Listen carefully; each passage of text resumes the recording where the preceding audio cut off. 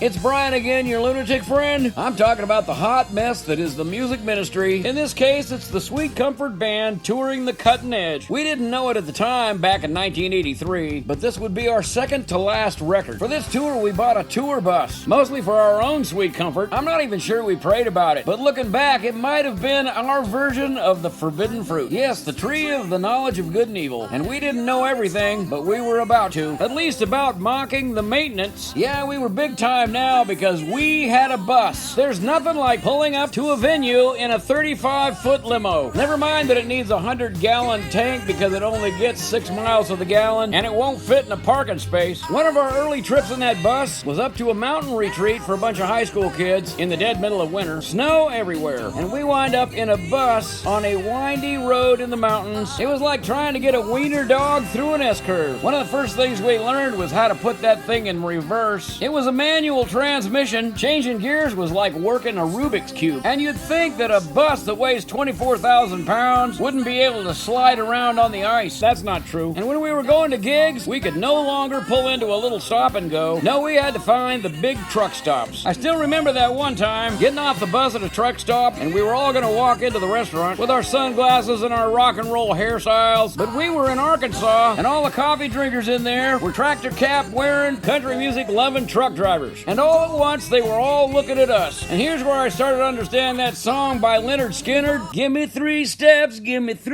mister. Give me 3 steps toward the door. And here's where our drummer Rick had the cleverest escape plan I've ever heard. He stopped all of us, looked around the room like he was looking for an old friend, and then simply said, "No, I don't see him." And we all turned and walked out. He might have saved our lives. And I remember saying, I don't think Arkansas is going to be our mission field. But even playing music with our own kind had a different kind of pitfalls. We played this one gig where there was a Christian rock band opening for us. They were local and they were just getting started. And you got to remember that back in these days, we were lucky to have a sound system, but our show didn't come with lights. Back then, it was still about the music. In this case, the local band said they had sound and lights already, so it'd be an easy gig for us. So we get there and they open the show, and the sound was phenomenal, and a big light show, and they were as polished as I've ever heard. There was 1,200 people at that gig, and when the first band finished, there was a 20-minute break before the headliner comes on. That was us. And when we were announced and we came out on stage, the opening act had packed up the lights and half the sound system. It was a brilliant marketing ploy. Hire a well-known band and do your showcase. And we walked onto a stage that looked like Whoville after the Grinch stole Christmas. Only we weren't singing Happy as the Who's were. It reminds me of the first time in Kansas City when we got to open for Andre Crouch and the Disciples. And we thought we were ready for that gig. That's where we learned the hard way that one way to make the headliner stand out is to secretly keep the opening band at half the volume. So when the headliner hits the stage, they sound bigger than life. But most of the time, we didn't need any help sabotaging our own shows. We were somewhere in Illinois to play on a football field that had natural amphitheater seating. At each end was a grassy knoll that would drop down to the track. Trouble is, there was no way to get a bus close to the stage. We didn't want to haul flight cases down the grass to the stage area. And Kevin says, "I think I can make it in the bus." And he starts forward to go over the hill with a bus that clears the road by 8 inches. And in a matter of minutes, he had the bus perched on a hilltop with the 2 front tires hanging out in the open air. It looked like a teeter-totter. In the repair manual, it calls that high centering the bus. The grill work smiling down from the hilltop, headlights looking wide-eyed like Big Bird waiting for an answer. It was hard to keep the audience's attention that night. They were all looking left, waiting for the bus to come down and join us, pivoting precariously on the pinnacle, peering down at the band like we forgot something. Why should we trust what these guys are singing about? They can't even park the bus. After the concert, we got 50 guys out of the audience who volunteered to help us pick the front of the bus up and push it off the hill. The bus didn't seem any worse for the wear, except for a bay door that looked wrinkled, but when we went to refuel, we noticed that there was a tiny bit of diesel fuel leaking from the tank, right where we had pinched the bus. It wasn't really that bad. We decided to have it looked at on our next day off. The next morning, after filling up, we were back on the highway. It was foggy and there was a light rain, and we'd been driving for about an hour and a half, not realizing that the steady drip of diesel fuel from the gas tank was hitting the road, and the right side rear tires were dry driving over it. I remember we were driving downhill on a highway, but it was a straight patch of road, and suddenly the back of the bus decides to pass us like we were driving too slow. It was a good thing there were no cars on the road, because eventually we had a bus sliding sideways to the highways. Sounds like an album title. We were all in the front of the bus and nobody was saying anything. Kevin was frantically twisting the steering wheel back and forth like he was wrestling a steer, and we fishtailed for several minutes until Kevin yells out, "For the love of God, somebody pray!" We were all busy being dumbfounded, one of those moments where you can't believe this is happening. And then Randy volunteers the most awkward prayer I can remember ever hearing. In a very calm voice, he says, "Father, we just ask that you would save us right now." It just seemed awfully calm for the circumstances we were in. I don't know, maybe I was in a plane crash once and felt like I was invincible. And that wasn't even the last of the disasters. We were back in Texas driving really fast because we were late to a concert. Kevin was always talking about how it was just 4 more miles to the gig. Back then we didn't have GPS. We were late and we had misjudged the timing. So Kevin is driving the bus at about 80 miles an hour, which takes everything that the bus has. That's when we noticed a little air coming in through the top of the windshield, and the longer we drove, the more air started to rush in. So Rick puts his hand on the windshield and pushes it closed because we don't have time to stop. 20 minutes later, he asks our sound man to help him hold the windshield in place. But it was starting to separate on the corners, and he was joined by myself and the guitar player, and by the time we reached the concert, the whole band was standing in the front of the bus, hands on the windshield like we were in a police lineup. And here's where I wish we would have had a camera to take a picture of that. Driving into the church parking lot, the Christian band is here and ready to play. Now that we're pretty sure they're not packing.